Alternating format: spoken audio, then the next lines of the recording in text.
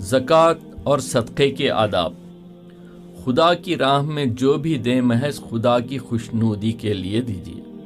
کسی اور غرض کی لاگ سے اپنے پاکیزہ عمل کو ہرگز ضائع نہ کیجیے۔ یہ آرزو ہرگز نہ رکھیے کہ جن کو آپ نے دیا ہے وہ آپ کا احسان مانیں، آپ کا شکریہ ادا کریں اور آپ کی بڑائی کا اعتراف کریں۔ مومن اپنے عمل کا بدلہ صرف اپنے خدا سے چاہتا ہے۔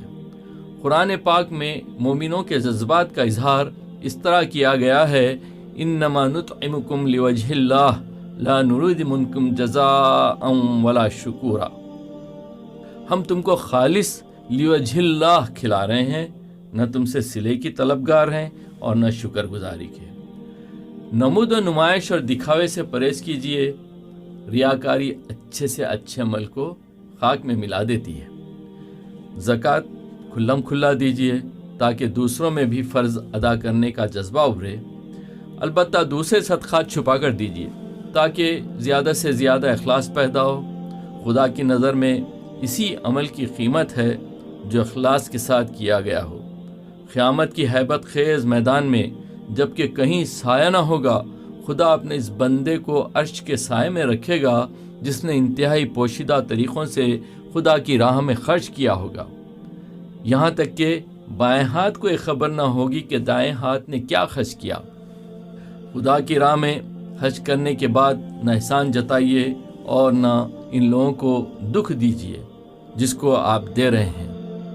دینے کے بعد محتاجوں اور ناداروں کے ساتھ حقارت کا سلوک کرنا، ان کی خودداری کو ٹھیس لگانا، ان پر احسان جتا جتا کر ان کے ٹوٹے ہوئے دلوں کو دکھانا اور یہ سوچنا کہ وہ آپ کا احسان مانیں، آپ کے سامنے جھک کر رہیں، آپ کی برتری کو تسلیم کریں، انتہائی گھناؤنے جذبات ہیں۔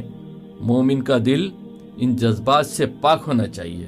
خدا کا ارشاد ہے: یا ایھا الذین آمنوا لا تبطلوا صدقاتکم بالمن والأذى کالذی ينفق مالہ رئاء الناس۔ مومنوں، اپنے صدقے و خیرات کو احسان جتا جتا کر اور غریبوں کا دل دکھا کر اس شخص کی طرح خاک میں نہ ملا دو جو محض لوگوں کو دکھانے کے لیے خرچ کرتا ہے۔ خدا کی راہ میں دینے کے بعد فخر و غرور نہ کیجیے، لوگوں پر اپنی بڑائی نہ جتائیے، بلکہ یہ سوچ سوچ کر لرزتے رہیے کہ معلوم نہیں خدا کے یہاں میرا یہ صدقہ قبول بھی ہوا یا نہیں۔ خدا کا ارشاد ہے: والذین یؤتون ما آتوا وقلوبہم وجلت انہم الی ربہم راجعون۔ اور وہ لوگ دیتے ہیں خدا کی راہ میں جو بھی دیتے ہیں اور ان کے قلوب اس خیال سے لرزتے ہیں کہ ہمیں خدا کی طرف پلٹنا ہے۔ فقیروں اور محتاجوں کے ساتھ نرمی کا سلوک کیجیے، نہ ان کو ڈانٹیے، نہ ان پر رعب جمائیے، نہ ان پر اپنی برتری کا اظہار کیجیے۔ سائل کو دینے کے لیے اگر کچھ نہ ہو تب بھی نہایت نرمی اور خوش اخلاقی سے معذرت کیجیے تاکہ وہ کچھ نہ پانے کے باوجود خاموشی سے دعا دیتا ہوا رخصت ہو جائے۔ قرآن میں ہے: وَإِمَّا تُعْرِضَنَّ عَنْهُ ابْتِغَاءَ رَحْمَةٍ مِّن رَّبِّكُمْ تَرْجُوهَا فَقُل لَّهُمْ قَوْلًا مَّيْسُورًا۔ اگر تم ان سے اعراض کرنے پر مجبور ہو جاؤ، اپنے رب کے فضل کی توقع رکھتے ہوئے تم ان سے نرمی کی بات کہہ دیا کرو۔ اور خدا کا ارشاد یہ بھی ہے: وَأَمَّا السَّائِلَ فَلَا تَنْهَرْ، اور مانگنے والے کو جھڑکی نہ دو۔ خدا کی راہ میں کشادہ دلی اور شوق کے ساتھ خرچ کیجیے۔ تنگ دلی، کڑہن اور زبردستی کا تاوان سمجھ کر نہ خرچ کیجیے۔ فلاح و کامرانی کے مستحق وہی لوگ ہوتے ہیں جو بخل، تنگ دلی اور قسط جیسے جذبات سے اپنے دل کو پاک رکھتے ہیں۔ خدا کی راہ میں حلال مال خرچ کیجیے۔ خدا صرف وہی مال قبول فرماتا ہے جو پاک اور حلال ہو۔ جو مومن خدا کی راہ میں دینے کی تڑپ رکھتا ہے، وہ بھلا ایک کیسے گوارا کر سکتا ہے کہ اس کی کمائی میں حرام مال شامل ہو؟ خدا کا ارشاد ہے: یا ایھا الذین آمنوا انفقوا من طیبات ما کسبتم۔ ایمان والو، خدا کی راہ میں اپنی پاک کمائی خرچ کرو۔ خدا کی راہ میں بہترین مال خرچ کیجیے۔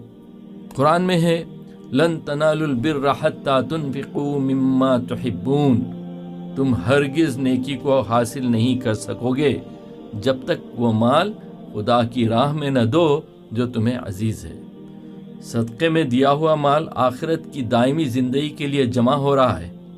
بھلا مومن یہ کیسے سوچ سکتا ہے کہ وہ اپنی ہمیشہ کی زندگی کے لیے خراب اور مناکرہ مال جمع کرائے؟